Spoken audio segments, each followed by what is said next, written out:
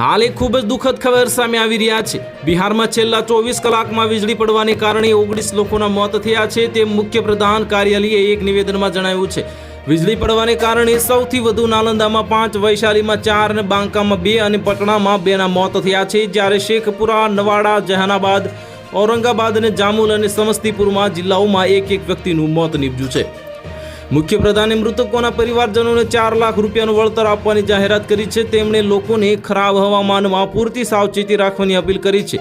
કાશ્મીર ખીણમાં છેલ્લા 36 કલાકમાં ભારે વરસાદ પડતા અમરનાથ યાત્રા સ્થગિત કરી દેવામાં આવી છે તેમ સત્તાવાળાઓએ એક નિવેદન જણાવ્યું છે। હવામાન વિભાગે જમ્મુ કાશ્મીરમાં અનેક વિસ્તારોમાં ભારે વરસાદની ચેતવણી આપી દેવામાં આવી છે અને ચાલુ વરસાદે પ્રથમ વખત જમ્મુમાંથી અમરનાથ યાત્રા સ્થગિત કરવામાં આવી છે। 3 જુલાઈથી શરૂ થયેલી આ યાત્રામાં અત્યાર સુધીમાં 2.47 લાખ શ્રદ્ધાળુઓએ દર્શન કર્યા છે, તો બીજી તરફ રાજસ્થાનમાં ભારે વરસાદથી સામાન્ય જનજીવન ઠપ થઈ ગયું છે। ભારે વરસાદને કારણે અનેક સ્થળોએ પાણી ભરાઈ જવાને કારણે શાળાના બાળકો ફસાઈ ગયા હતા અને કોટા જિલ્લાના રામગંજ મંડીમાં સૌથી વધુ 186 મીમી વરસાદ નોંધાયો હતો।